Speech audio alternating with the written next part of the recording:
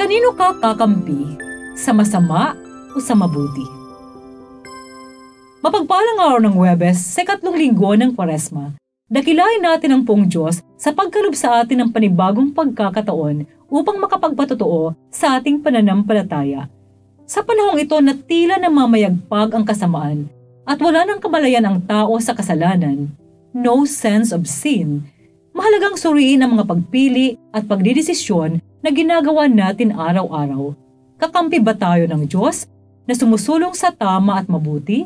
O kinain na rin tayo ng sistema ng katiwalian o korupsyon na namamayagpag sa kasalukuyan? At ang nakakabahala, hindi na tayo nakukonsensya sa masamang gawain. Ako ay Sister Lines ng Daughters of St. Paul. Marinig natin ang pahayag ng Panginoong Hesus na laban sa akin ang hindi panig sa akin at nagpapangalat ang hindi nagtitipong kasama ko, na siyang tema ng ating mabuting balita.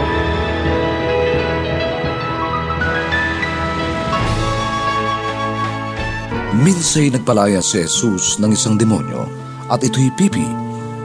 Nang lumabas na ang demonyo, nakapagsalita ang pipi at namangha ang mga tao, ngunit sinabi ng ilan sa kanila, "Pinalayas niya ang mga ito sa tulong ni Beelzebul na pinuno ng mga demonyo." Gusto naman ng iba na subukin si Jesus at humingi sila sa kanya ng isang tanda galing sa langit. Alam na Jesus ang kanilang iniisip, kaya sinabi niya sa kanila, "Mabubuwag ang bawat kahariang nagkakahati-hati at magigiba roon ang mga sambahayan.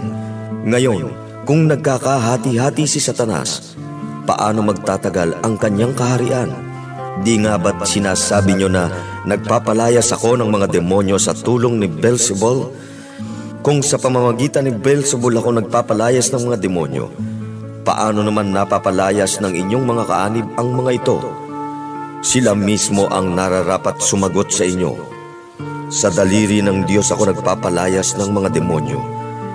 Kaya sumapit na sa inyo ang kaharian ng Diyos. Kung nasasandatahang binabantayan ni malakas ang kanyang palasyo, hindi magagambala ang kanyang mga pag-aari. Subalit kung salakayin siya ng mas makapangyarihan sa kanya at talunin siya, maaagaw nito ang kanyang mga armas na kanyang inasahan at ipamamahagi ang kanyang mga ari-arian. Laban sa akin ang hindi panig sa akin at nagpapangalat ang hindi nagtitipong kasama ko."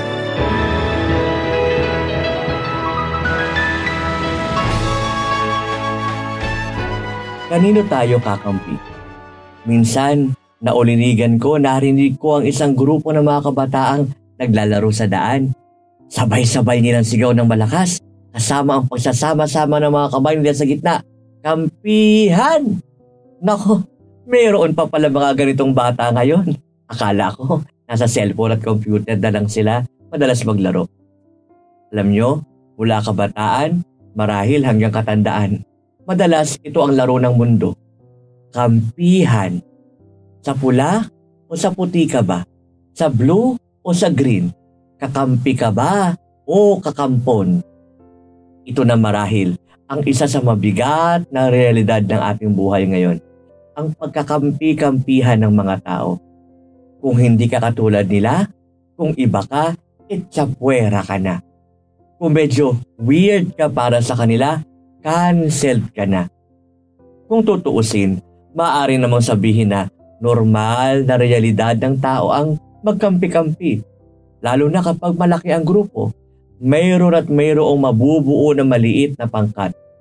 Kaya nga ang tanong, kanino ka papanig? Doon ka ba sa nang-aapi o sa inaapi? Sa nananakit o nasasaktan? Sa nang-aagaw o sa inaagawan? Mahirap, di ba? Ganito rin marahil ang naisabihin ni Jesus sa ating mabuting balita ngayon. Nile-label siya ng mga tao kung kaninong pangkat siya nabibilang. Ibinalik niya ang sitwasyon sa kanila. Nililinaw ni Jesus sa atin, isa lang ang pinapanigan ni Jesus. Ito ang panig ng Ama, ang panig ng katotohanan. Isa lang ang kanyang kinakampihan, ang paghahari ng Diyos sa lahat.